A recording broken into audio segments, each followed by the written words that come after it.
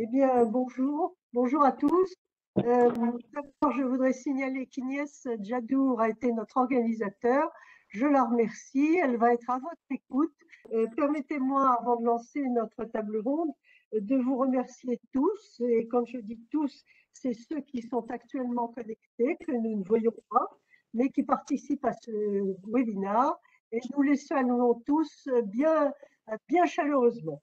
Le MEDEF a mis en place un comité de gouvernance et plusieurs groupes, et c'est un des groupes dans lesquels nous sommes présents avec Alain Pietrans Costa et d'autres dont je vous parlerai plus tard, qui a travaillé sur le sujet que nous abordons aujourd'hui et tout particulièrement sur les 3 volets de la loi Pacte concernant ces sujets.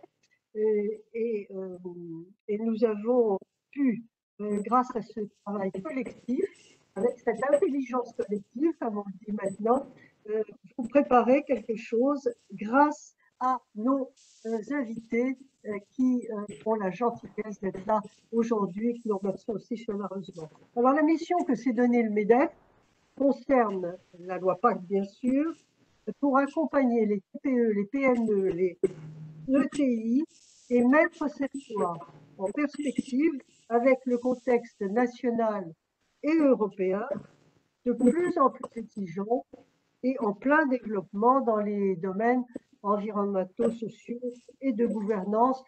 Je vais pour une seule fois donner l'acronyme ESG. On peut observer une prise de conscience progressive et effective des parties prenantes de ces questions ESG, et elles sont conduites donc à être de plus en plus exigeantes sur la qualité de ce que peut leur apporter les entreprises, et le tout dans une conception de développement durable qui commence à être communément partagée. Donc, le gouvernement d'entreprise du MEDEF a souhaité mettre en place un cycle de webinaires dans la perspective d'une promotion auprès des entreprises des bonnes pratiques de gouvernance au service d'une croissance responsable.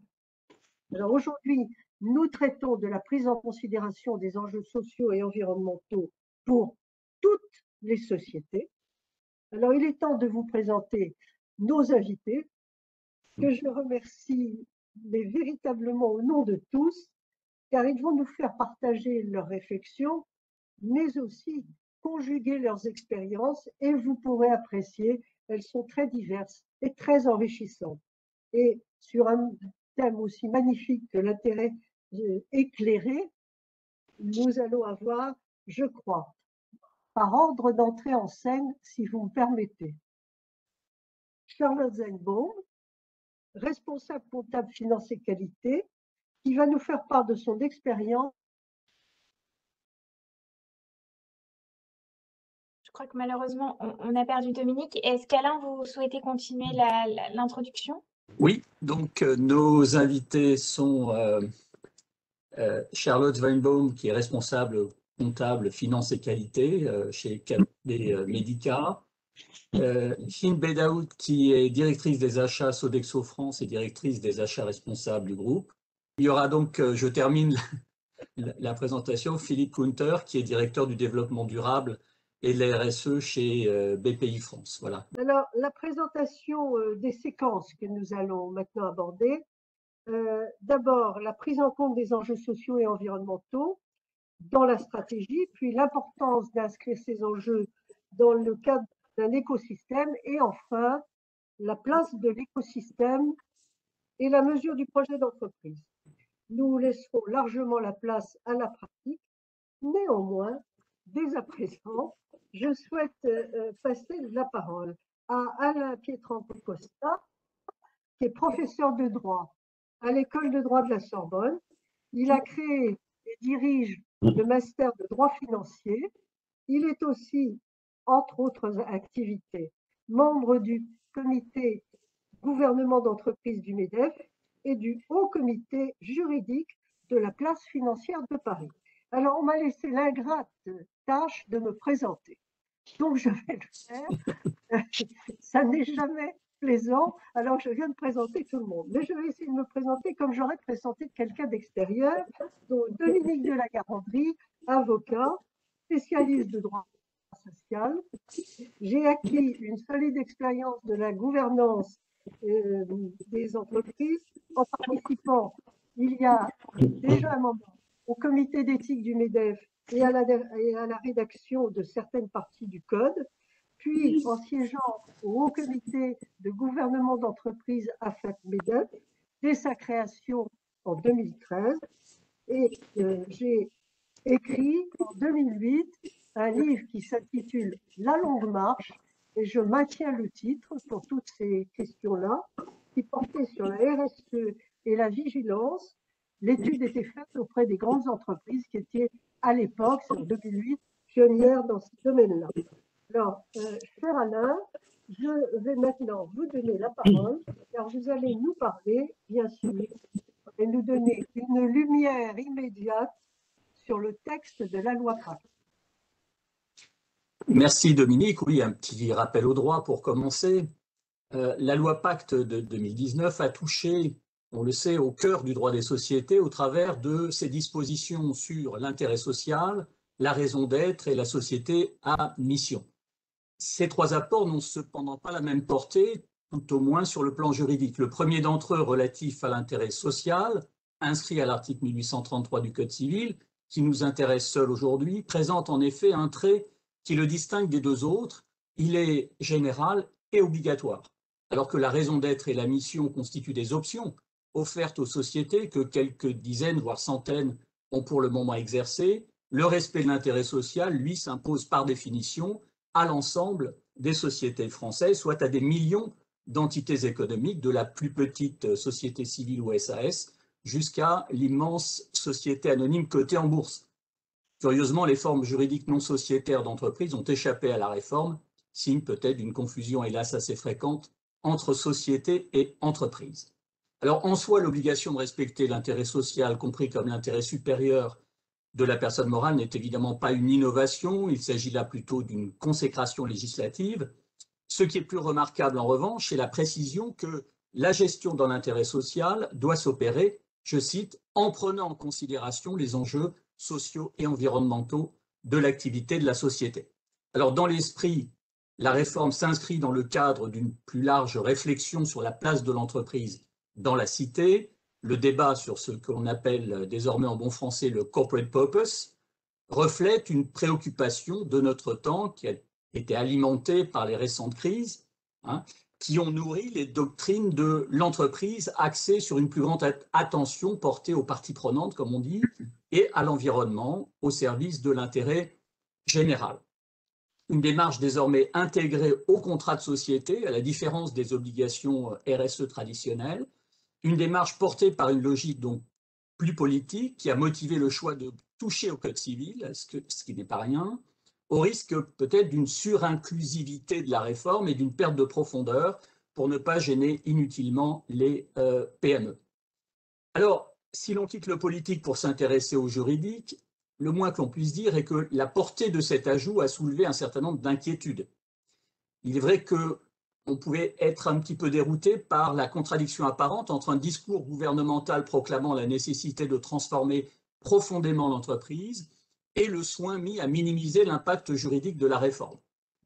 On sait que cette minimisation s'est traduite par un certain nombre d'efforts déployés pour dégonfler le potentiel contentieux de la réforme.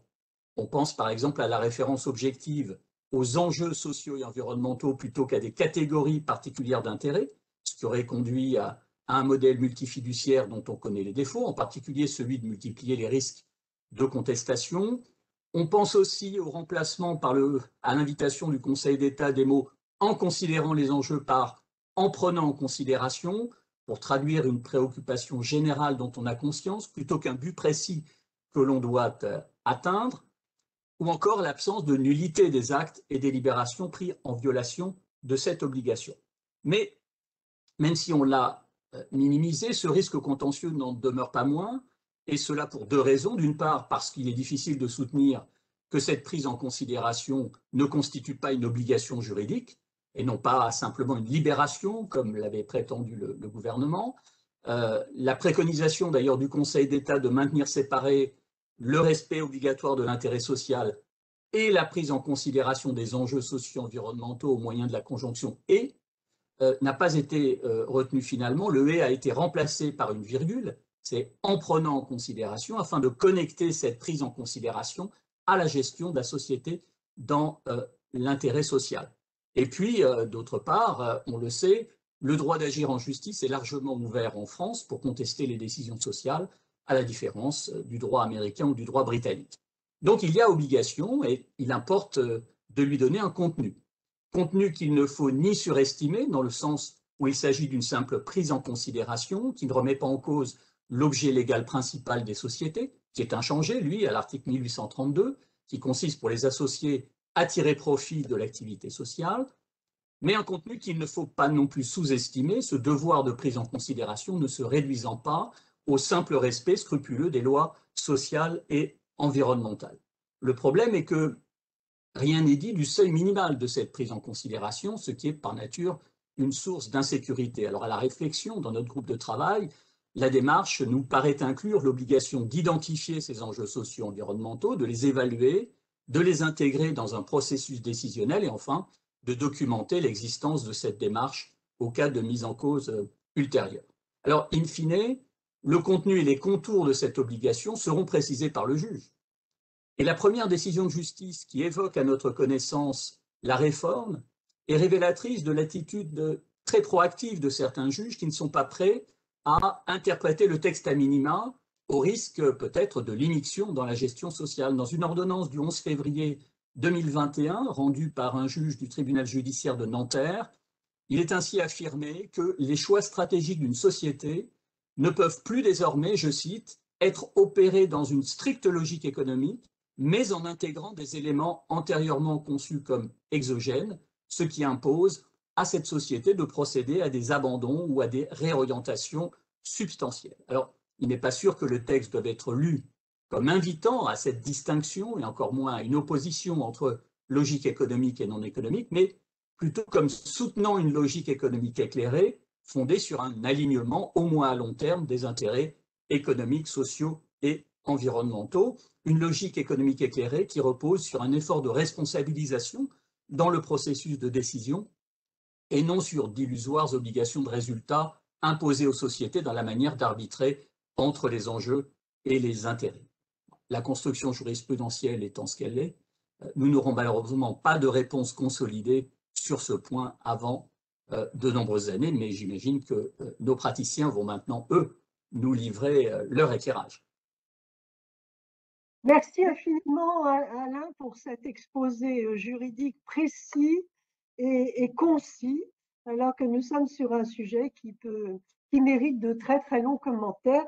Mais comme tu viens de l'indiquer, l'ordonnance qui a été rendue par Nanterre laisse penser que notre juridicisation peut intervenir aussi pour ce texte-là. Il faudra être vigilant, nous en parlerons tout à l'heure. Maintenant, je me tourne vers Charlotte Zellbaum, Charlotte, vous représentez KB Medica aujourd'hui, qui est une jeune entreprise. Vous êtes dans une activité qui, par définition, interroge sur la durabilité à plusieurs titres, puisque cette entreprise commercialise des masques jetables et vous devez prendre en compte les enjeux sociaux et environnementaux. Et en conséquence, je vous demande comment cela vous impose d'abord une réflexion dans un domaine comme celui-là, en rappelant que bien sûr, chaque entreprise est interpellée par rapport à sa propre activité, ce qui est une évidence. Et alors, on vous écoute sur quel cheminement, quelle stratégie. Bonjour à tous. Tout d'abord, je voudrais vous remercier de m'avoir invité et c'est très rare qu'une toute petite entreprise comme la nôtre puisse participer et donc témoigner de ce qui peut lui arriver dans ces circonstances. Donc oui, KB Medica est une toute jeune entreprise créée en juillet 2020 en pleine pandémie et nous avons, pour vous donner une idée de taille, nous employons 18 personnes aujourd'hui. Donc, quelques éléments de contexte. Je suis, par mon activité habituelle, expert comptable, commissaire aux comptes, et dans ces domaines-là de conseil et d'audit, spécialisée en RSE. Donc, ma présence chez KB Medica, en tant qu'à la fois associée, responsable qualité et finance, vient en fait est le fruit improbable à la fois de la pandémie de Covid et de la volonté d'un jeune entrepreneur qui se trouve être mon gendre, Kevin Bernheim, d'où KB, de ne pas rester à ne rien faire à partir du premier confinement, parce que lui, son domaine d'activité, c'est l'événementiel. Donc, un véritable accident et comment dire, un projet qui est né à la fois de sa volonté et de mon engagement à l'accompagner dans cette aventure. Donc, pour moi, en tant que spécialiste RSE, fabriquer des masques en plastique, jetables et non recyclables. Je vous rappelle qu'ils sont considérés comme contaminés dès lors qu'ils ont été portés. Et en plus, ils ont des matières un peu compliquées qui mélangent du métal et du plastique. C'est un peu violent pour ma fibre RSE naturelle. Donc, je prends en compte aussi le fait que durant cette pandémie, les masques jetables sont un des gestes majeurs de protection et donc contribuent à la santé des personnes. Et ça, pour moi, c'est extrêmement important, même si je ne sais pas exactement comment le mesurer. Et j'entends par là le mesurer au sens économique. Donc, bref, au plan environnemental, c'est vraiment pas terrible. Mais rapatrier en France une production qui était complètement délocalisée pour la consommer essentiellement dans l'Hexagone, en employant des personnes qui sont en plus convaincues d'aider à traverser cette crise, ça c'est plutôt cool. Donc, faute de pouvoir avoir un impact positif sur l'environnement, et parce qu'avec mes engagements, il est impensable de ne rien faire, nous nous sommes tournés et nous avons misé sur le social. Qu'est-ce que nous avons fait? Nous avons embauché plein de jeunes, des alternants, des jeunes en recherche d'insertion. Nous travaillons avec la mission locale qui est notre partenaire dans les recrutements. Nous les formons, nous les accompagnons. Nous avons aussi fait une chose assez amusante. Nous avons converti une bonne partie des anciens prestataires de KBL Events, qui sont des spécialistes de l'événementiel, dans les masques. Donc, ils pilotent plus des platines, ils pilotent des machines pour fabriquer des masques. Ils installent plus du matériel, ils emballent des masques, ils gèrent des stocks de matières premières, etc. Mais à la fin, tout le monde travaille. Et c'était ça l'important. Et enfin, on fait notre part aussi de dons de masques gratuits aux associations, en particulier aux associations d'aide aux personnes. En plus, par exemple, nous sommes depuis un mois à peine installés dans un quartier prioritaire de la ville. Nous sommes basés à Sartrouville, en région parisienne, dans les Yvelines, et nous favorisons les recrutements locaux. Donc, la moitié de nos employés habitent sur la commune de Sartrouville ou une commune limitrophe. Et ça, c'est très important. Vous l'avez compris, notre principal impact positif, c'est l'impact local. Et c'est ce que nous voulons maximiser. Donc, notre démarche sociale et sociétale est un moteur important, mais elle ne nous fait pas oublier la première condition de la durabilité, c'est-à-dire justement ce qui pour nous est au cœur, enfin pour moi en théorie au cœur d'un projet comme celui-là, c'est l'intérêt social, c'est-à-dire la survie de l'entreprise et donc sa viabilité économique. Donc pour ça, nos employés connaissent nos contraintes, ils se sont appropriés nos objectifs économiques car ils savent que leurs emplois en dépendent. Et ils sont acteurs de notre projet, pleinement. Merci. Et au fond, voilà, si je peux juste terminer, c'est la pandémie qui va sonner le glas de notre, de notre durabilité aussi. Et du coup, on a déjà commencé à envisager la reconversion dans l'autre sens de la majorité de nos employés. Merci beaucoup, Madame, pour cette présentation. Alors, je comprends votre malaise RSE en raison de l'objet de votre société, mais je peux dire que cet objet est social par nature et donc ça compense largement les problèmes, les quelques problèmes environnementaux que vous rencontrez dans la production de masques. Alors maintenant, Je vais me tourner vers Philippe Kunter. Au-delà du cadre législatif qu'on a rappelé, c'est tout un écosystème qui semble pousser à un capitalisme plus responsable. Et au sein de cet écosystème, évidemment, les investisseurs jouent un rôle déterminant. Alors, l'organisation que vous représentez, Philippe Kunter, est une tour d'observation formidable, hein, des actions qui sont portées par les dirigeants sur l'ensemble du territoire. Alors, quel est votre sentiment d'investisseur, je dirais?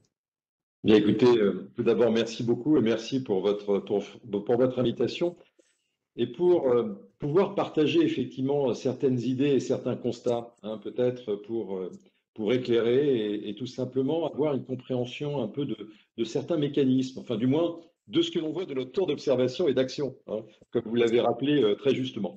Je crois que la première chose à avoir en tête, c'est qu'effectivement, notre champ d'action, notre terrain d'action, nous travaillons, comme vous le savez, avec toutes les entreprises françaises, des très petites, de la start-up, de la TPE, jusqu'aux plus grandes sociétés du CAC 40.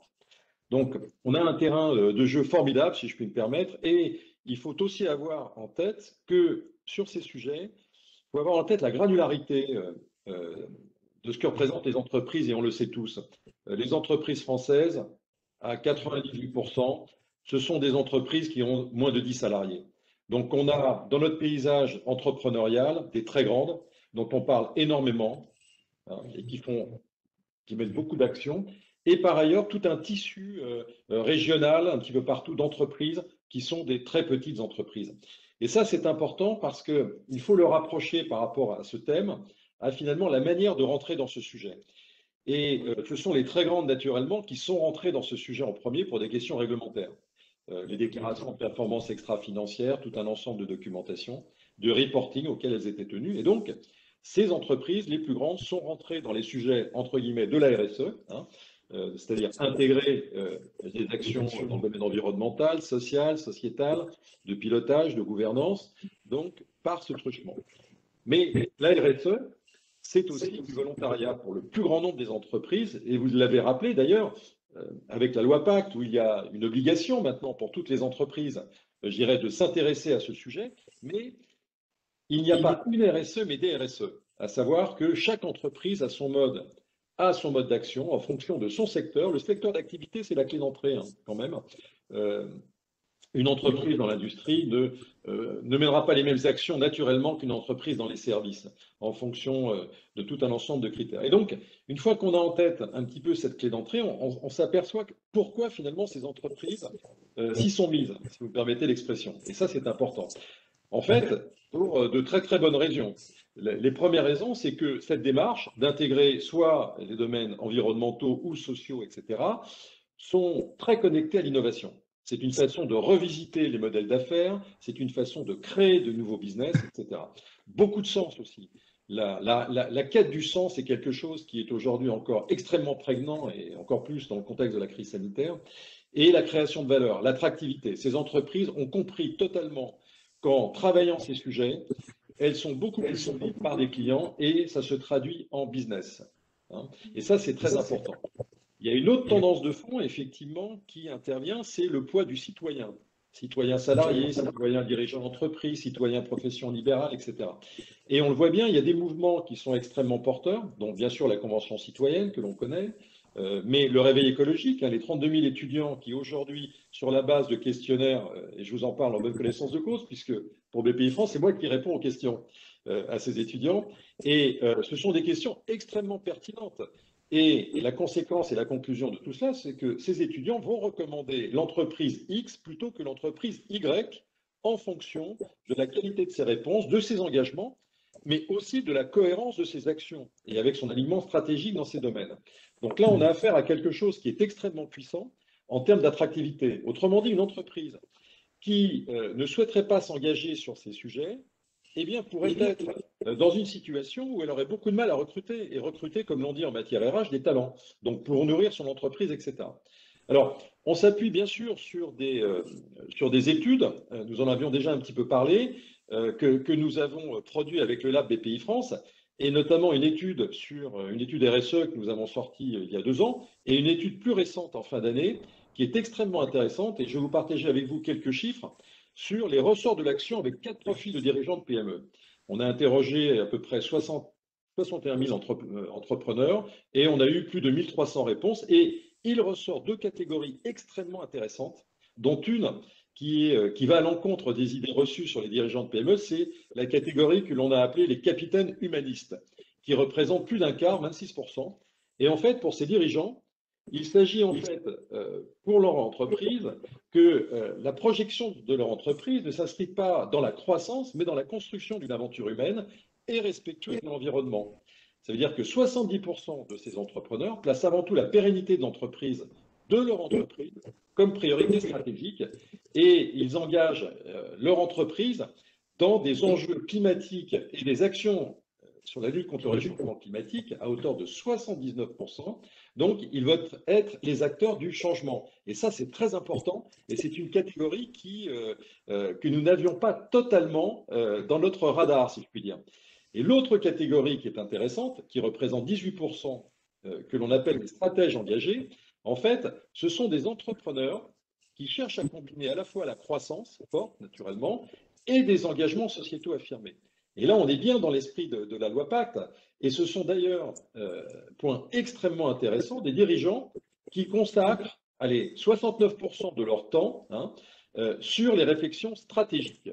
Donc ça, c'est vraiment très intéressant parce que ça donne un petit peu, et donc on a affaire à peu près à un peu moins de 50% d'entrepreneurs qui ont cette vision du monde, qui ont cette vision d'ouverture et de connexion avec les parties prenantes. Et ce sont d'ailleurs, dans cette dernière catégorie, il y a à peu près la moitié de ces entrepreneurs qui ont mis en place des plans d'action RSE. Alors, tout ceci pour dire que, effectivement, le terme que l'on utilise, je dirais de manière un peu rapide, le monde change, oui, mais ça fait déjà quelques années qu'il y a une orientation. La crise sanitaire a joué un effet d'accélération, ce n'est pas le catalyseur. Et, tous ces éléments-là étaient déjà, comme l'on dit, des forces en présence. Et depuis quelques années, cela montait. Sauf qu'avec la crise sanitaire, il y a un effet d'accélération et une pente qui est extrêmement importante. Alors, aujourd'hui, on est, et j'en terminerai un petit peu par là, c'est que on n'a pas basculé non plus dans le small is beautiful, si vous me permettez l'expression. Vous savez qu'il y a des enquêtes actuelles où les citoyens font davantage confiance aux entreprises qui sont sur les territoires, à proximité, parce qu'ils partagent leur vision, ils partagent la vie, ils savent ce que font ces entreprises. Donc, il y a de très belles valeurs. Mais on est pris entre deux feux, si je puis dire.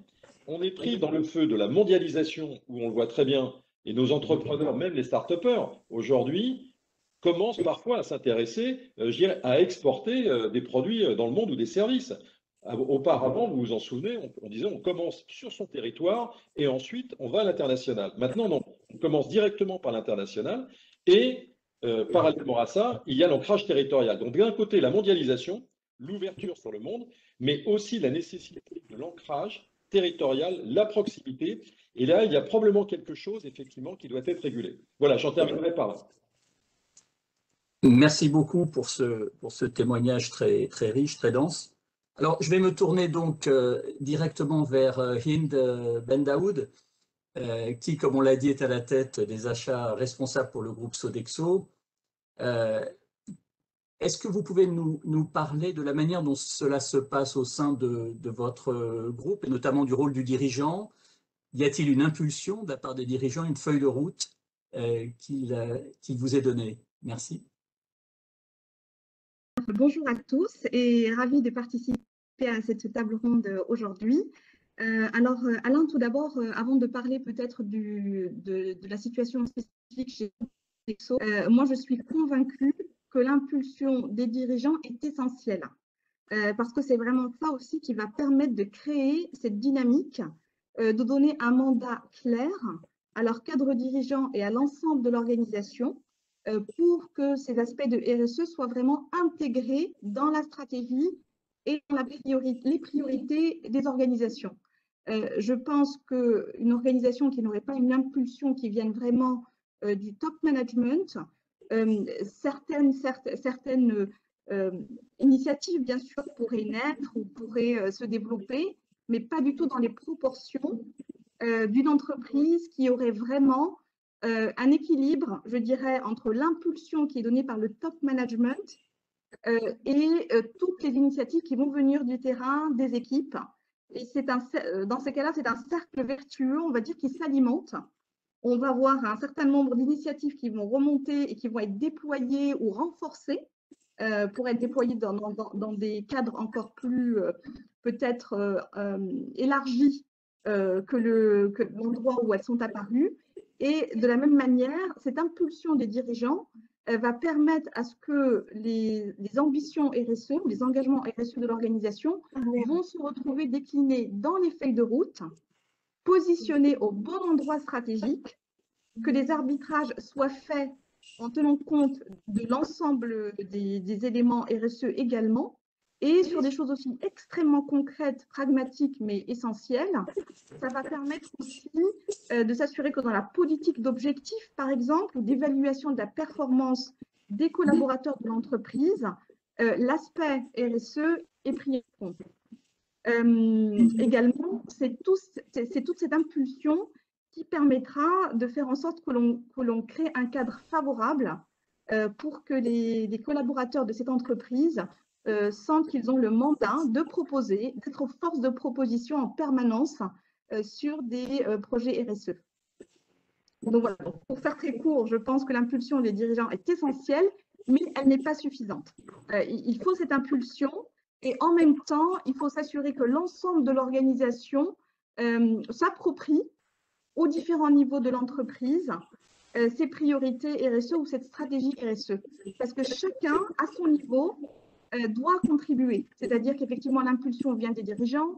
Les cadres dirigeants, chacun dans leur fonction, dans leur activité, vont la décliner dans la feuille de route de manière plus opérationnelle. Et les équipes doivent être complètement sensibilisées, mobilisées pour que chacun, dans leur job du quotidien, s'approprie les ambitions générales pour les retranscrire de manière très, très concrète sur le terrain. Donc ça, vraiment, pour moi, c'est un petit peu la dynamique qui fait que ces sujets-là peuvent progresser de manière équilibrée dans une organisation. Dans le cadre de Sodexo, je pense qu'on a la chance d'avoir un ADN qui est très fort sur les enjeux RSE. Et depuis la création de Sodexo en 1960 par Pierre Bellon, on avait vraiment inscrit dans notre ADN cette volonté d'avoir un impact positif sur les communautés où nous opérons, que ce soit un impact économique, social, environnemental. Ce qui fait que bien avant, on va dire, toutes ces lois, ces évolutions, ces attentes, eh bien, nous avons intégré depuis bien longtemps tous ces éléments dans notre manière de gérer nos activités et d'opérer nos services. Aujourd'hui, ce que je peux dire, c'est qu'effectivement, on a cette dynamique qui se crée, puisqu'on a une impulsion qui est très, très forte. Ils ont souvent, certains d'entre eux sont tête de pont sur un sujet en particulier de RSE. Ça peut être les achats inclusifs pour notre CEO Denis Machuel. Ça peut être d'autres thématiques qui sont très visibles par d'autres dirigeants de Sodexo. Et à côté de ça, vraiment, l'objectif est d'avoir des feuilles de route déclinées de manière opérationnelle sur chacune des fonctions. Si je prends le cas des par exemple, eh bien, en tenant compte des ambitions de Sodexo, eh bien, on a vraiment construit une feuille de route opérationnelle et concrète qui permettent au niveau des achats, qui sont un puissant levier d'impact positif, de pouvoir aussi contribuer, que les achats contribuent également à l'atteinte de nos objectifs RSE. Voilà, Alain, pour répondre à cette question. Merci. Merci beaucoup, Ine, merci beaucoup. C'est évidemment, on vient de voir Charlotte, on vient de voir les différences entre Ine et Charlotte. Ce ne sont pas les mêmes types d'entreprises, bien entendu. On voit aussi les approches. Et je pense qu'il serait intéressant que Charlotte puisse nous dire de façon plus développée, peut-être, puisque nous en avons le temps, comment elle voit son avenir. Parce qu'elle nous a dit finalement, c'était très intéressant, qu'elle passe d'une reconversion à l'autre au gré des besoins, après avoir fait quelque chose de vraiment important dans sa démarche, une évaluation une pesée entre ce qui était la santé et une obligation immédiate et le fait que les masques présentent un certain nombre d'inconvénients sur le plan environnemental et par conséquent son engagement RSE souffrait. Alors elle a manifestement résolu pendant ce temps-là le temps nécessaire pour fabriquer ces masques et répondre à un besoin impératif.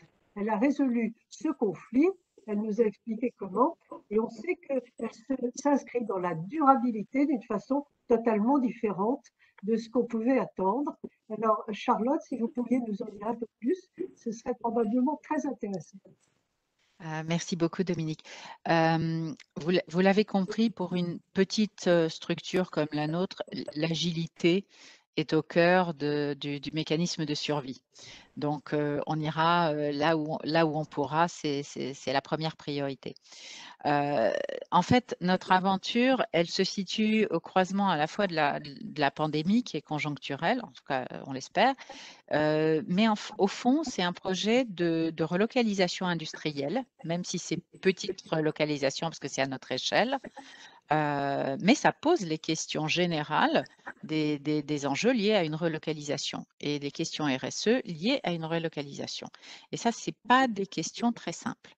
Donc, l'ancrage territorial, c'est une clé de lecture de tout projet de relocalisation. Ça, c'est très important. Donc, nous, on s'inscrit effectivement dans un écosystème quasi immédiat local parce qu'on est une petite structure et c'est assez amusant parce qu'on voit, on a une grosse partie de nos ventes qui se fait en direct par le site internet. La plus grosse commune, je mets Paris à part, d'achat de nos masques, c'est Sartrouville. Donc, et aux environs, c'est vraiment de la distribution locale, en passant par le digital, évidemment. Une chose que je voudrais aussi dire, c'est que ce qui est très important pour nous, c'est la qualité de nos relations directes avec les fournisseurs. Nos fournisseurs sont devenus aussi nos clients. C'est un tissu, en fait, comment dire, qui permet de s'appuyer mutuellement sur nos forces respectives.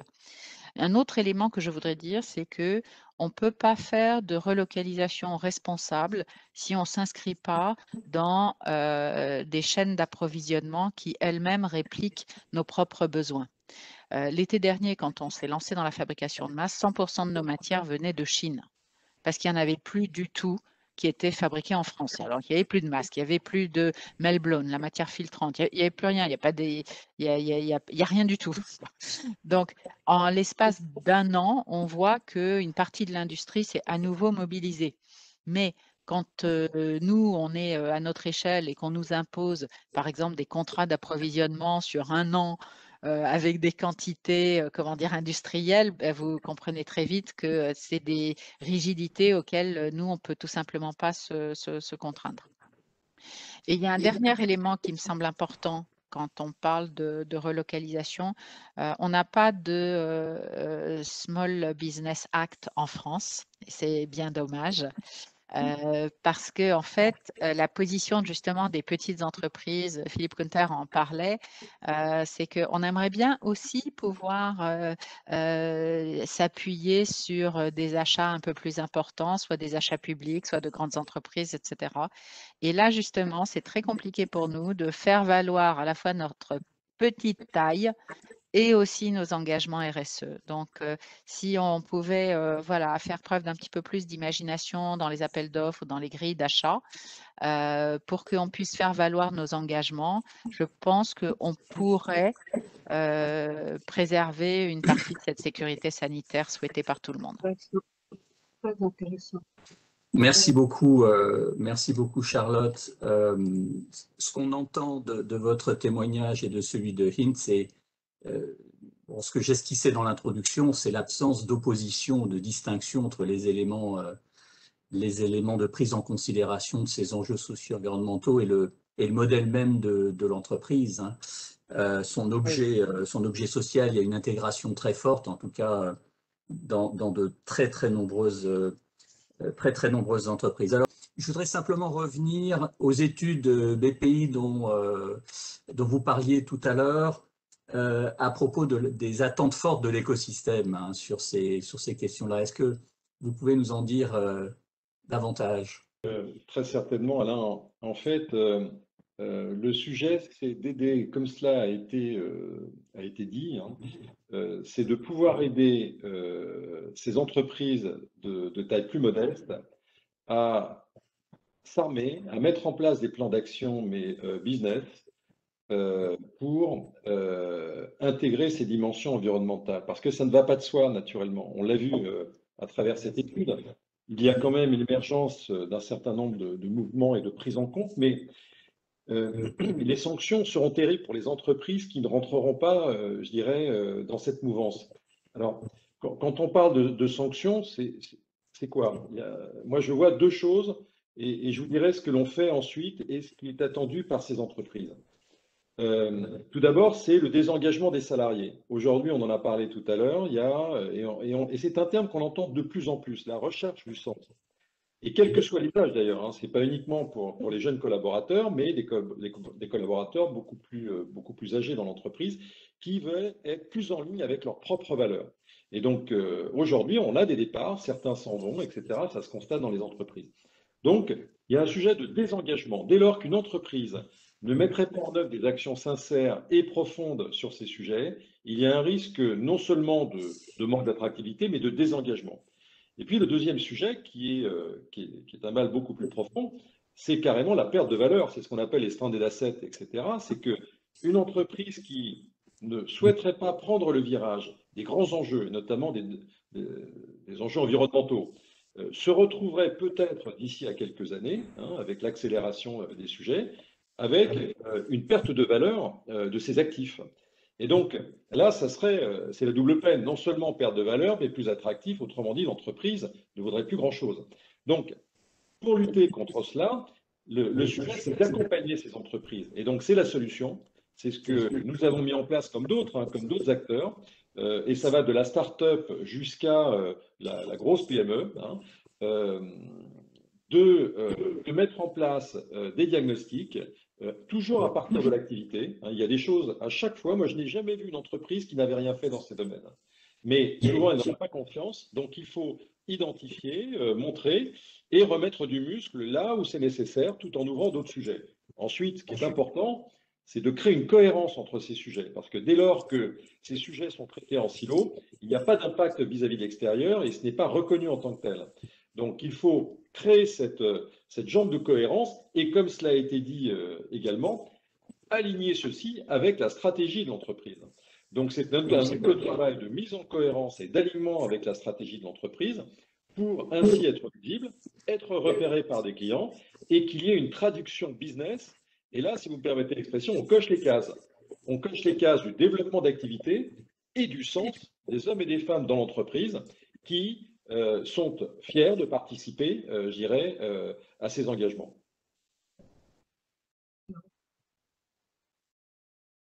Merci Philippe, c'était extrêmement intéressant parce que à travers votre expérience et les statistiques que vous nous donnez, on se rend bien compte qu'il y a une lame de fond sociétale qui s'impose à tous et que par conséquent l'ignorance de ce besoin, de cette pression, des valeurs auxquelles tiennent les jeunes, la quête de sens risque d'aboutir à des difficultés pour les entreprises qui n'en prendraient pas conscience. Mais là, je me retrouve presque sur Alain. On va improviser puisque Xavier n'est pas là. En lui disant, parce que est-ce qu'il faut penser que justement cette vague importante qui est autour de nous, que nous ne pouvons que constater, qui n'est pas récente certes, mais qui se développe, est-ce que cette pression sociétale, est-ce qu'elle est vraiment retranscrite dans la loi Pacte et a-t-elle un écho dans ce que nous étudions aujourd'hui? Moi, si vous me permettez, je vois des signaux extrêmement forts. Alors, dans la retranscription de la loi Pacte, elle est formidable, cette loi, parce que c'est la loi de la transformation. Pas seulement en termes d'outils, pas seulement en termes de process, mais en termes de changement culturel. Autrement dit, c'est s'engager dans une transformation extrêmement profonde pour les entreprises. Et là, il y a beaucoup de leviers dans cette loi Pacte. Hein. Quand on la lit intégralement, tous les leviers sont dedans. Autrement dit, pour un entrepreneur, il peut vraiment puiser, et vous l'avez rappelé Alain, hein, il y a, et vous l'avez fort bien résumé, il y a un caractère obligatoire, en revanche, il y a des caractères optionnels, la raison d'être de la société d'émission. Et on voit qu'un certain nombre d'entreprises, alors je ne dirais pas que nous sommes à la cible, mais on voit un certain nombre d'entreprises aujourd'hui, quelle que soit leur taille, qui s'engagent sur l'émission, la communauté des sociétés à mission, etc. Il y a tout un ensemble de mouvements qui interviennent. Et puis, j'ajouterais que j'y vois un signal extrêmement fort de la part de la finance, en fait, hein, des investisseurs, des banques, où vous avez des signaux, mais extrêmement forts et très positifs. Alors, il y a tout ce qui se fait au niveau de la Banque de France, et notamment dans ces modèles de notation des entreprises, qui a intégré, je dirais, cette dimension extra-financière assez remarquable. Vous avez des exemples comme Vigeo Moody's qui ont convergé. Donc, c'est le rapprochement, et là, il n'y a plus la ligne de partage des autres, si je puis dire. On est vraiment dans la convergence entre la finance et l'extra-financier. Et pour en discuter avec un certain nombre de directions financières, lorsqu'il y a, vous savez, des roadshows à l'international sur des émissions ou ce genre de choses, il y a de plus en plus de questions qui relèvent des domaines E, S et G, en fait, environnementaux, sociaux et de gouvernance. Auparavant, c'était la robustesse financière, c'était la capacité, etc. Maintenant, ce sont les pratiques de l'entreprise, les pratiques des financiers qu'ils intègrent, comment ils intègrent dans leur processus, je dirais, ces dimensions. Et puis, s'agissant de BPI France, moi, je peux vous le dire aisément, c'est que dans le cadre de levée de fonds, il y a des investisseurs internationaux, il y a des compagnies d'assurance, des fonds souverains, etc. Nous passons des auditions sur nos process ESG, RSE, de quelle manière nous portons ces sujets, comment nous, très concrètement, nous nous y prenons. Donc, vous voyez, j'y vois à la fois des signaux extrêmement forts, très convergents, et qui vont pousser les entreprises, finalement, à mettre en œuvre ces pratiques. Et je pense que les entrepreneurs, quel que soit leur secteur d'activité, c'est en tout cas l'image que nous en avons, ont bien compris le sujet. Parce qu'on parlait tout à l'heure de la chaîne des donneurs d'ordre, de la supply chain, c'est formidable. On voit très bien que pour avoir des marchés, il faut répondre de plus en plus à ces questions et à des questions précises, pertinentes et de manière probatoire. Ce n'est pas incantatoire, il faut démontrer les choses de manière très concrète. Et donc, vous voyez, je pense que tout ceci va dans le même sens. Eh bien, merci beaucoup pour aller dans le sens de ce que vous venez de nous dire. J'entendais ce matin Patrick de Cambo parler des projets européens et il nous disait qu'on n'allait plus parler de communication extra-financière, mais de corporate social and environmental reporting. C'est-à-dire qu'on lui donne toute sa place et ça n'est plus par opposition à un reporting financier. Ce qui est quand même un signe, en tout cas, assez fort d'une volonté qui rééquilibre effectivement les choses. Et puisque nous sommes dans cette question d'équilibre et qu'il nous en a déjà fort bien parlé, que vous pouvez nous dire parmi vos projets la réalité économique, quelle place tient-elle dans vos arbitrages? Alors en fait, justement, ce qui est intéressant, je pense, et je suis tout à fait d'accord avec Philippe, qu'on voit vraiment cette évolution et cette dynamique, c'est qu'on s'intéresse de plus en plus à la cohérence globale des projets, avec vraiment une vision complète de l'évaluation des différentes dimensions dans la prise de décision.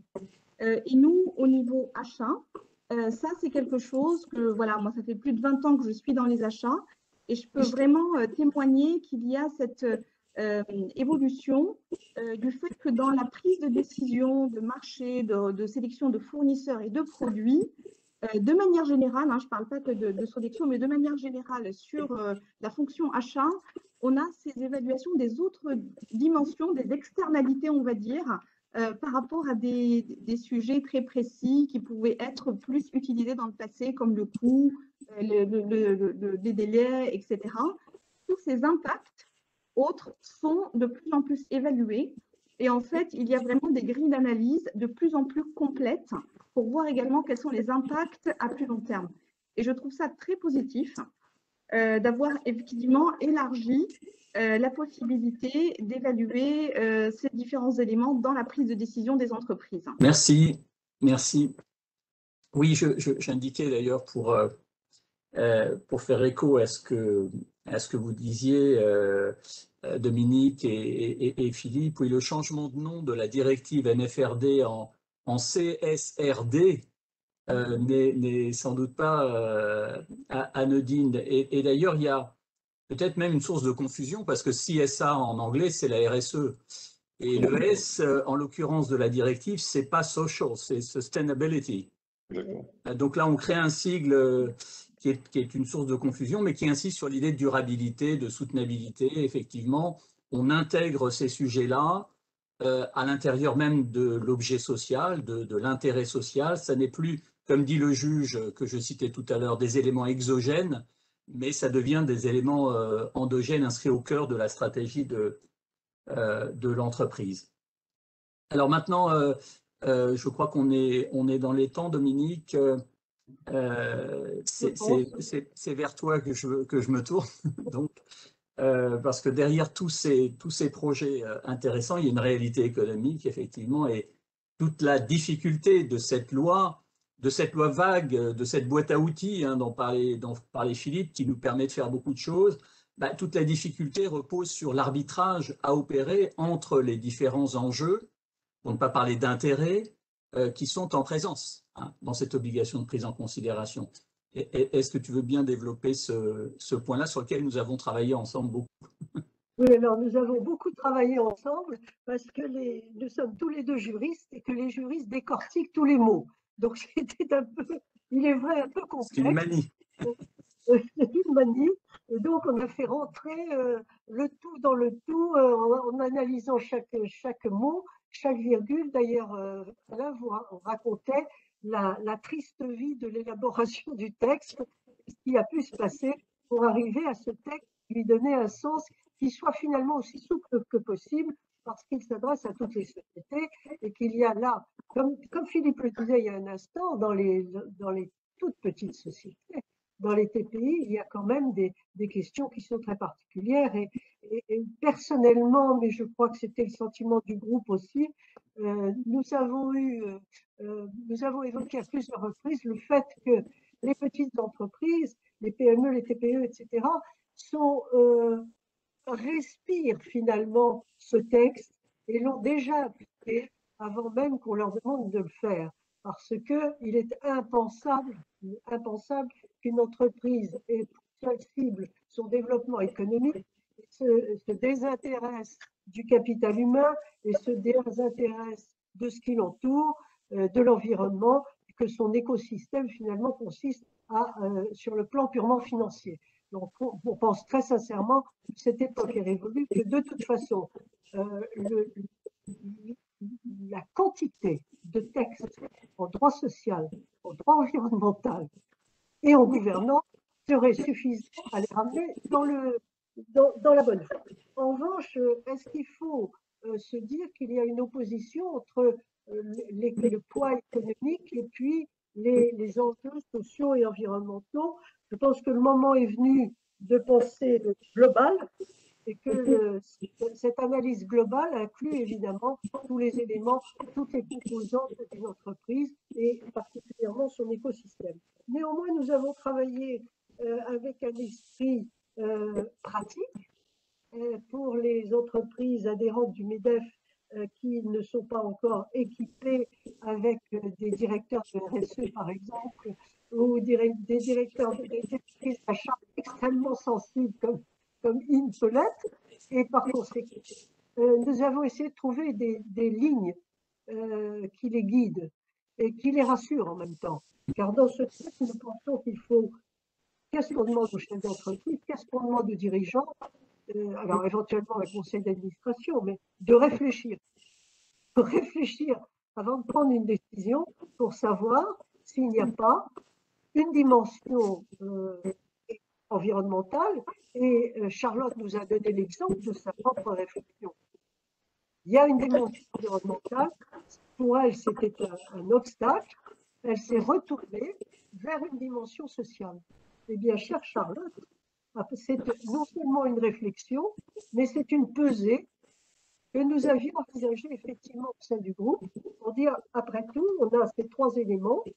Les planètes ne sont pas toujours alignées sur le même plan, mais en revanche, quand on est confronté à une question, autant les évaluer, réfléchir, les évaluer et ensuite choisir. Et ce qui me semble le plus important aussi dans cette loi, c'est que le choix du dirigeant reste libre. Il ne s'agit pas de lui dire vous devez choisir l'environnement ou vous devez choisir le social. On demande de prendre en considération les enjeux sociaux et environnementaux. Qui dit enjeu dit aussi le long terme. Ce n'est pas nécessairement la réponse immédiate. Ce n'est pas la question sociale à régler d'urgence. Pas nécessairement. Les enjeux sociaux et environnementaux. Par conséquent, on réfléchit, on évalue, on choisit et ensuite, Alain nous a dit avec un terme choisi, il faut documenter. Alors, documenter, qu'est-ce que ça veut dire? Ça veut dire que le moment venu, et notamment quand un juge de Nanterre ou d'ailleurs est saisi, il faut pouvoir rapporter la preuve que cette démarche, vous le sentez bien, une démarche intellectuelle, avec un choix qui est personnel, que ceci puisse être expliqué, non pas en tant que décision, mais en tant que démarche pour aboutir à cette décision. Il n'est pas demandé une réponse par rapport à ces enjeux, il est demandé d'y réfléchir. Donc, le documenter, ça veut dire qu'il y aura des éléments dans l'entreprise qui permettra de retrouver la trace de ce que cette réflexion a existé. Quand il y a des instances représentatives du personnel, je crois qu'on a déjà un certain nombre de réponses dans les textes existants, nécessairement.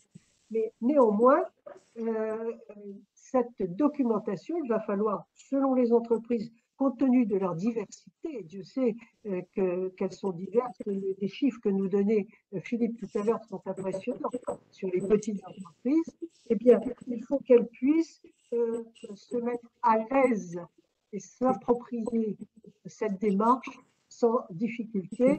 Encore une fois, nous étions persuadés qu'elles étaient tout à fait au fait. Donc, il n'y a pas de stricte logique économique. Moi, je ne résiste pas au souhait et au plaisir surtout de vous faire part d'un avis qui est de Larry Fink, le président de BlackRock, qui est tout de même lui aussi un sacré observateur des entreprises et des investissements. Je vous le dis, dans l'intérêt même de l'actionnaire, enjeux sociaux et environnementaux. À défaut, cela fait courir un risque à la création de valeur et à la performance de l'entreprise.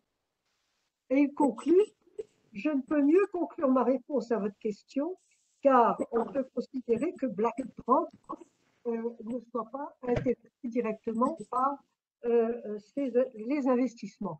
Donc, ce qui me semble absolument extraordinaire, c'est que au niveau de l'entreprise et même de la toute petite entreprise, il y a cette démarche qui est une démarche naturelle. Elle est appuyée par des textes en France. Elle est incitée maintenant dans la loi Pacte. Le seul verrou est celui de la documentation et plus généralement, on est dans une démarche sociétale. J'en appelle, comme Larry Fink, même à l'intérêt des actionnaires. Donc, c'est dire que la boucle est bouclée. Merci beaucoup Dominique d'avoir parfaitement retranscrit l'esprit de nos travaux. Alors, avant d'interroger Charlotte, une question pour Hind. On a compris que la proximité et l'ancrage territorial sont importants pour vous. La proximité est au cœur de votre programme Impact.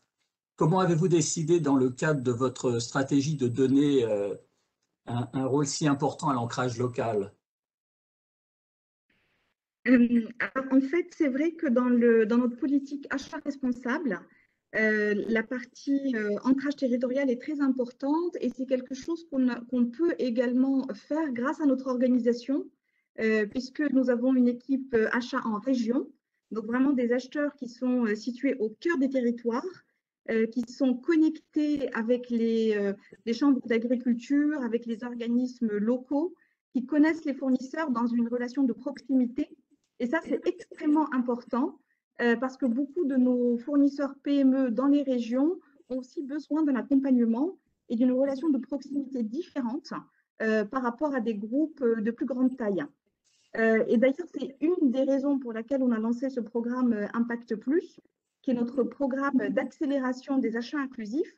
Donc, de manière très concrète, on a souhaité pouvoir accompagner avec le support de collaborateurs Sodexo volontaires des entreprises, des PME et également tout un écosystème d'entreprises qui permettent d'avancer de manière positive sur certaines thématiques. Alors, ce sont souvent des entreprises de petite taille, comme je le disais, mais qui ont aussi d'autres attributs. Ça peut être des entreprises en quartier prioritaire de la ville, des entreprises de l'économie sociale et solidaire, des ESUS, des entreprises d'insertion. Et on a fait un appel à volontariat pour les collaborateurs Sodexo qui peuvent venir soutenir un projet de ces entreprises dans un domaine de compétences, que ce soit du marketing, de la finance. Et ça, c'est quelque chose que je rejoins d'ailleurs avec le commentaire de Philippe tout à l'heure sur le sens et l'engagement. C'est un projet qui a eu beaucoup de tests chez nous, chez Sodexo. On a eu plus de volontaires pour accompagner ces entreprises dans leurs projets que nous avions de projets. Donc, ça montre bien qu'effectivement, les collaborateurs aussi des entreprises sont à la recherche de projets où ils peuvent pour accompagner des projets positifs. Merci, merci beaucoup pour ces précisions. Alors, Charlotte, je me tourne vers vous parce que cette prise en compte des enjeux socio-environnementaux, il faut l'évaluer régulièrement.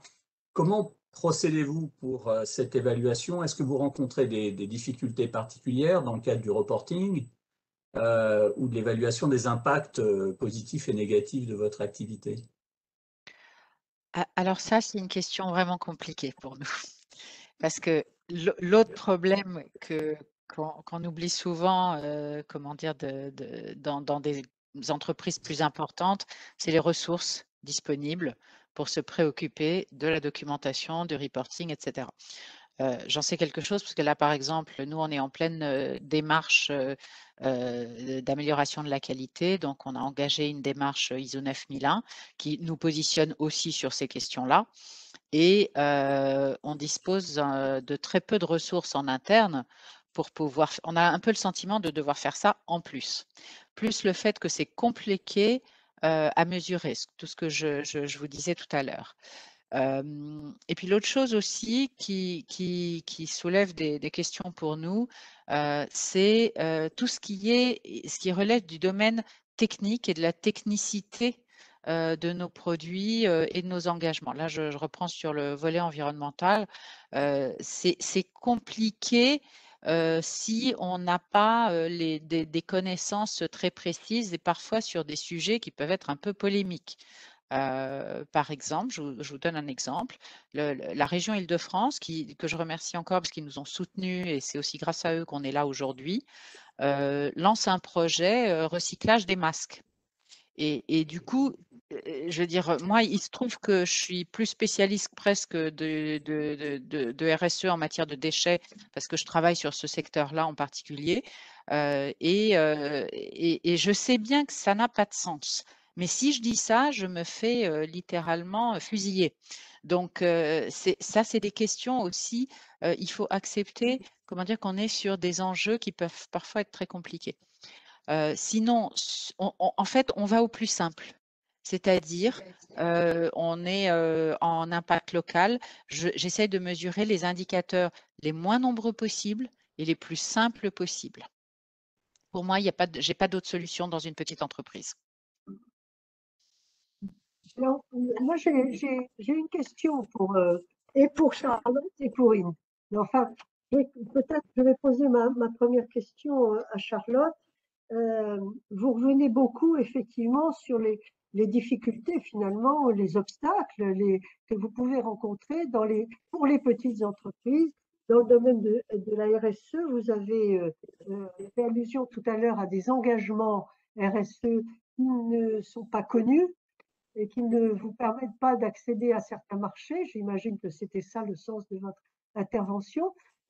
À votre avis, qu'est-ce qu'il faudrait faire? Et si je vous pose cette question-là, c'est un peu avec malice, puisque il faut que tout le monde se penche sur les berceaux des petites entreprises, qui est notre tissu économique, tout le monde le sait, en France, tissu économique extrêmement important. Écoutez, je change de casquette et je reprends ma casquette, comment dire, plus large, RSE. Pour répondre à votre question de la manière la plus directe, il nous faut un Small Business Act. On ne pourra pas faire autrement.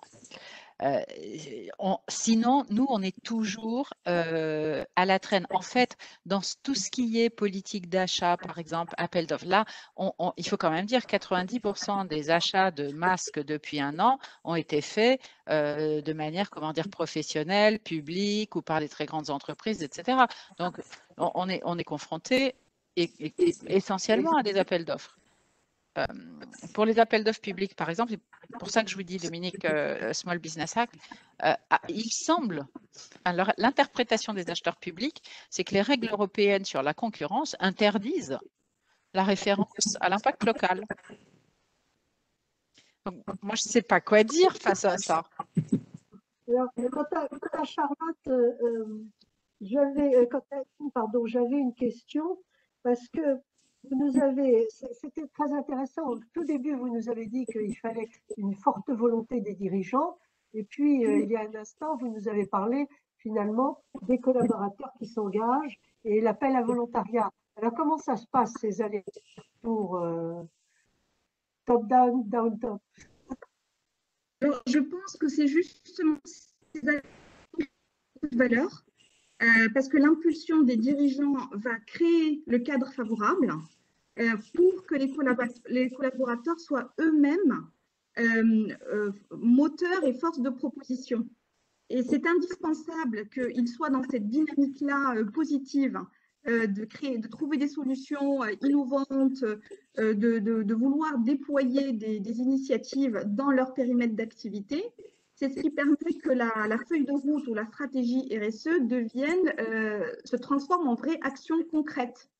Et la réalité, c'est que chacun doit s'approprier on va dire, les objectifs généraux, mais trouve une manière concrète de les appliquer dans son périmètre.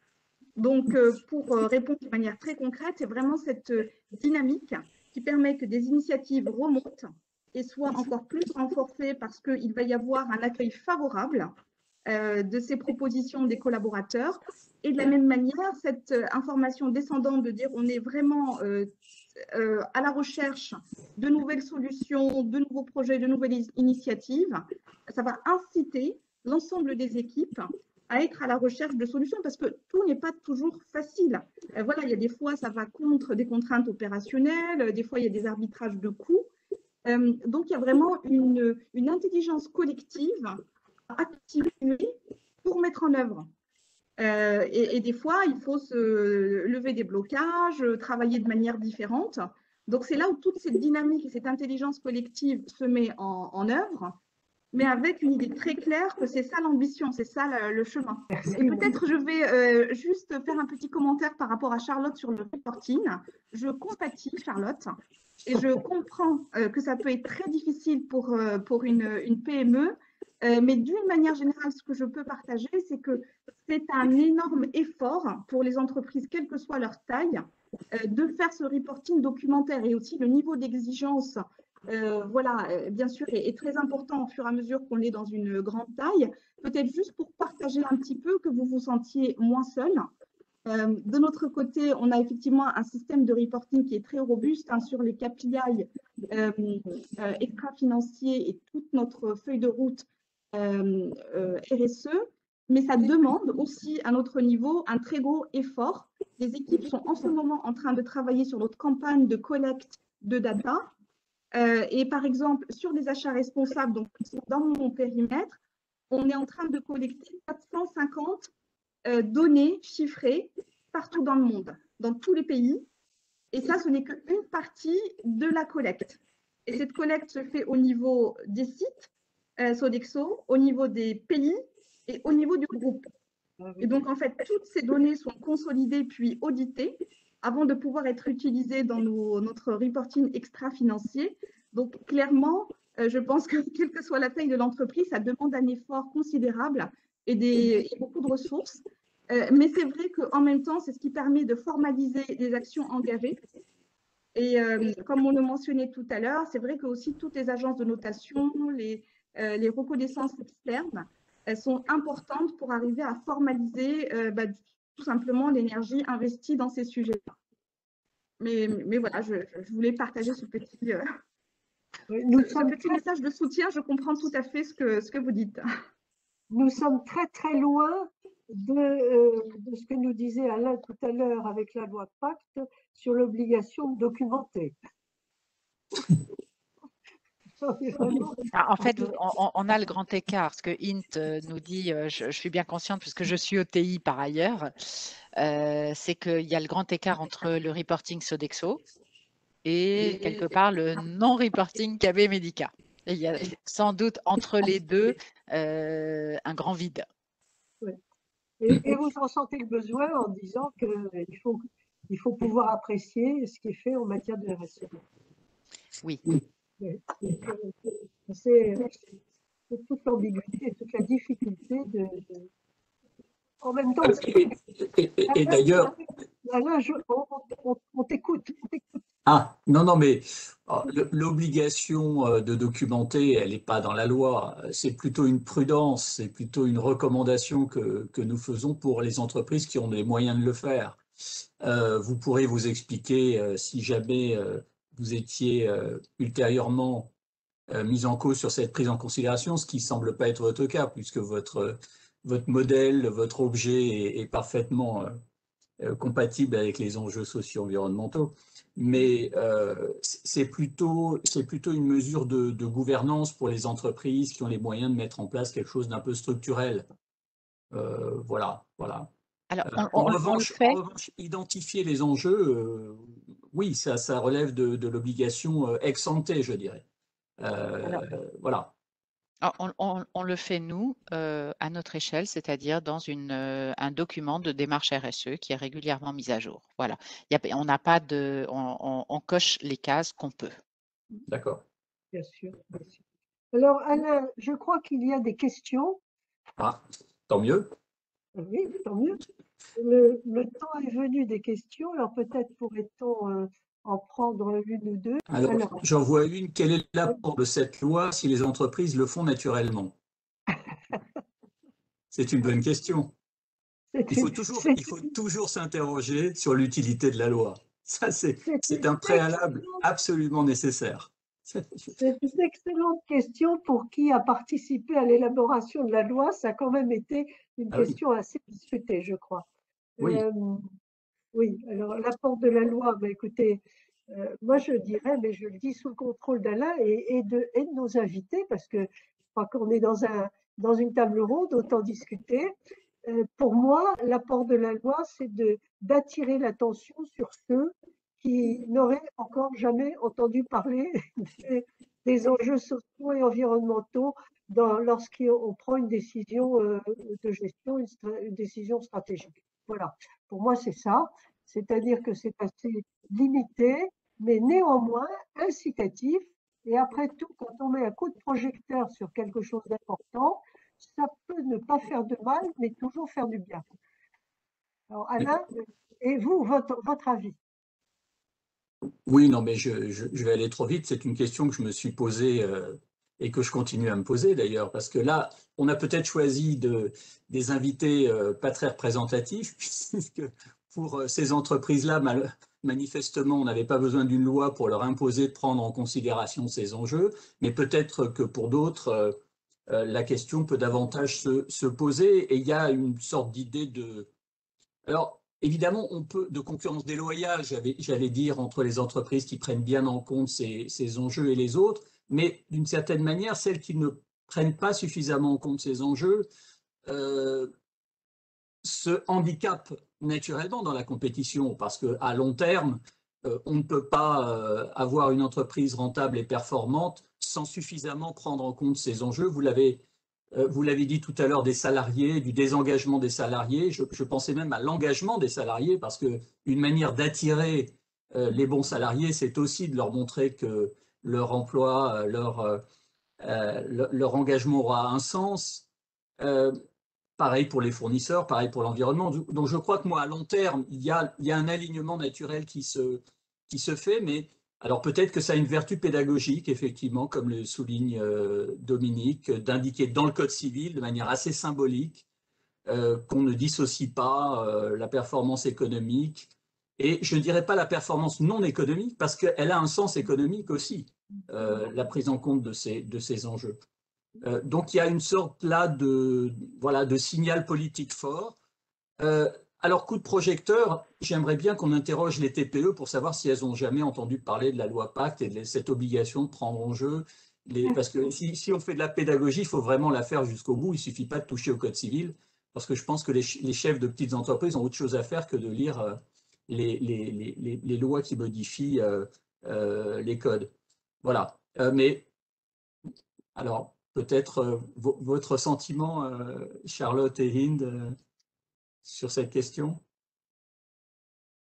Hind, je vous en prie, j'ai beaucoup parlé. Peut-être juste un commentaire par rapport à tout l'effort engagé, que ce soit pour des petites entreprises ou des grandes entreprises. Il me semble qu'il y a aussi une valeur à communiquer et à faire savoir en fait ce qui est fait. Parce que je pense que le consommateur, le client, donne de plus en plus de valeur à l'impact positif de ce qu'il décide d'acheter. Et donc, en fait, tous ces efforts engagés et toute l'énergie qui y est mise peut vraiment valoir le coup. Et je dirais, ça rejoint aussi la valeur économique.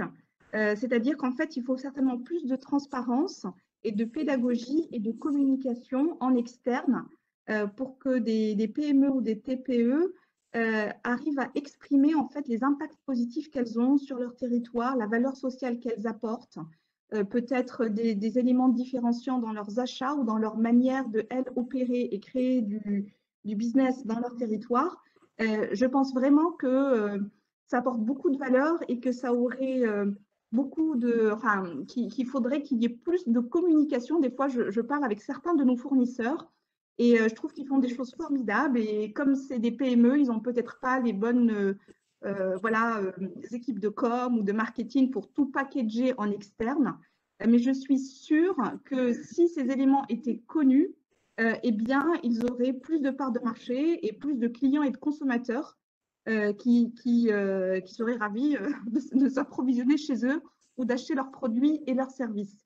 Donc, pour moi, il y a aussi un élément de valoriser plus ce qui est fait quand on est une entreprise ancrée régionalement, territorialement, qu'on est une PME qui apporte d'autres valeurs aussi par rapport à d'autres types d'entreprises. Là, vous êtes vraiment d'accord toutes les deux hein, sur ce besoin. Alors, nous avons encore une question. Quid du poids de ces obligations, quid du poids que ces obligations représentent, n'est-ce pas trop lourd? Alors, je peux répondre juste au niveau d'une petite entreprise. Et je rejoins ce que disait Philippe Conter sur comment il les a appelés les entrepreneurs humanistes. Moi, je ne sais pas si je suis humaniste ou pas, mais je ne peux pas faire autrement. Je ne pourrais pas me lever le matin, venir à l'usine tous les jours si je n'étais pas alignée avec mes valeurs. Donc, est-ce que c'est trop lourd? Je ne sais pas. Je pense que cette loi, comme vous disiez tout à l'heure, Alain, elle a le mérite de nous donner, comment dire, du champ. Elle ne nous impose rien. Nous pouvons faire à notre échelle, c'est-à-dire en fait, on peut faire à partir de zéro. Donc, je ne vois pas en quoi à partir de zéro pourrait être trop lourd. J'ai l'impression qu'en fait, voilà, il ne faut pas se créer des problèmes qu'on n'a pas. On est libre, tout peut être considéré comme positif. On y est invité, faisons-le. c'est magnifique. Oui, je crois que c'est exactement le sens de ce que je voulais dire. C'est-à-dire que c'est une loi quand même qui se contente demander aux chefs d'entreprise de prendre en considération. Ensuite, ce qu'ils mettent dans cette prise en considération, c'est à eux de le définir. Au-delà encore une fois, de la conformité aux obligations sociales et environnementales qui sont de droit dur, ils mettent là-dedans ce qu'ils veulent, j'allais dire. Il n'y a pas de seuil minimal de prise en considération défini par la loi. Ils le feront, comme vous l'avez dit, à leur échelle, avec leurs moyens, selon l'impact de l'activité de leur entreprise vis-à-vis de l'environnement ou d'autres parties prenantes. Il y a effectivement des impacts qui peuvent varier très substantiellement en fonction de la dimension de l'entreprise, du secteur économique de l'entreprise, etc. Alors, il reste le risque contentieux que j'ai évoqué tout à l'heure. Qu'est-ce que le juge, in fine, nous dira de ce seuil minimal de prise en considération? Ça, c'est quand même très attendu. C'est très attendu. Mais on a souhaité, au plan législatif, ne pas trop donner de contenu particulier à cette obligation pour laisser le champ libre aux chefs d'entreprise. Moi, c'est ce que j'ai compris. C'est une obligation générale et assez ouverte. Ensuite, alors, il y avait une question, Dominique, qui était un peu connectée à ça, c'est est-ce qu'on peut compenser l'environnemental et le social? Bon, c'est pas... Je ne pense pas que ce soit fongible. Oui. On nous dit et social et environnemental. Je pense que c'est une appréciation globale, mais si vous faites beaucoup de social, mais que vous avez un impact très négatif au plan environnemental, je ne suis pas sûr que vous soyez pour autant exempté. Je crois que c'est une prise en considération de tous les enjeux, et notamment des enjeux pertinents pour votre entreprise. Donc, si l'enjeu pertinent est environnemental, ça ne se compense pas avec autre chose. Enfin, c'est mon réflexe. Oui, il n'y a pas nécessairement l'alignement des planètes, hein. Il y a aussi une réponse concrète, pragmatique par rapport à l'activité de l'entreprise. D'ailleurs, le mot d'activité est dans le texte. Donc là, il n'y a Oui. pas d'ambiguïté, hein. C'est vraiment lié à l'activité de l'entreprise.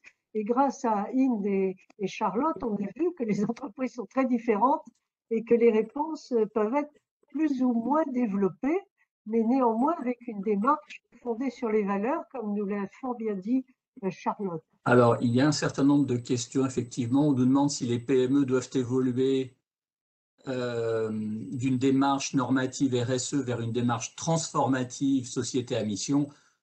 Par définition, la société à mission est une option. Il faut que ça corresponde à un projet personnel.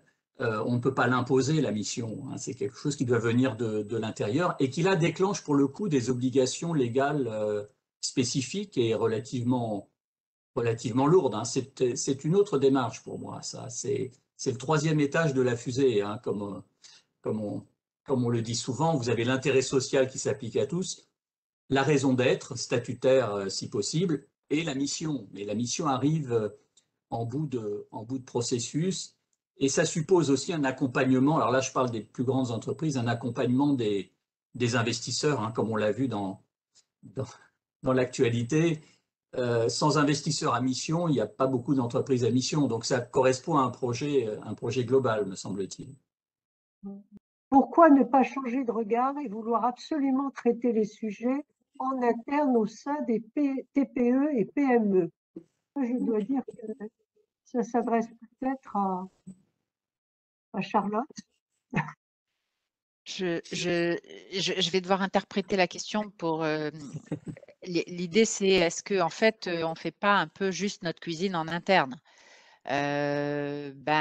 Oui, de fait, puisqu'on fait déjà, mais comme Int l'a très bien expliqué et comme moi, je pousse vraiment fortement en interne, si on ne le fait pas savoir, c'est moins utile, c'est moins efficace forcément. Donc, ensuite, on aurait mauvaise grâce à se plaindre que ce n'est pas reconnu. Il faut d'abord être connu, faire connaître pour pouvoir être reconnu. Donc, oui, c'est difficile sans doute. C'est une nouvelle phase de développement des entreprises, mais je pense que c'est une démarche que nous devons engager. Bien, écoutez, je crois que le temps est venu de vous remercier une fois encore très, très, très chaleureusement d'être venu, d'avoir accepté, de nous avoir enseigné de cette façon et d'être resté avec nous jusqu'au bout, y compris pour répondre à des questions qui vraiment s'adressaient à vous parce que vous en avez l'expérience et que c'est très, très riche de bénéficier de cette expérience.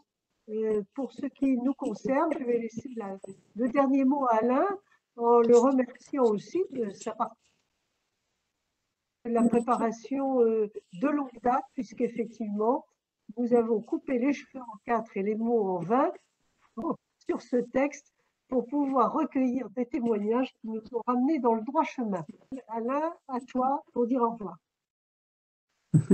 Oui, j'ai absolument rien à ajouter, sinon à vous remercier à mon tour de votre participation active. On n'a pas répondu à toutes les questions, mais le dialogue continue. Merci infiniment à tous et à très bientôt sur ces sujets. Le dialogue continue.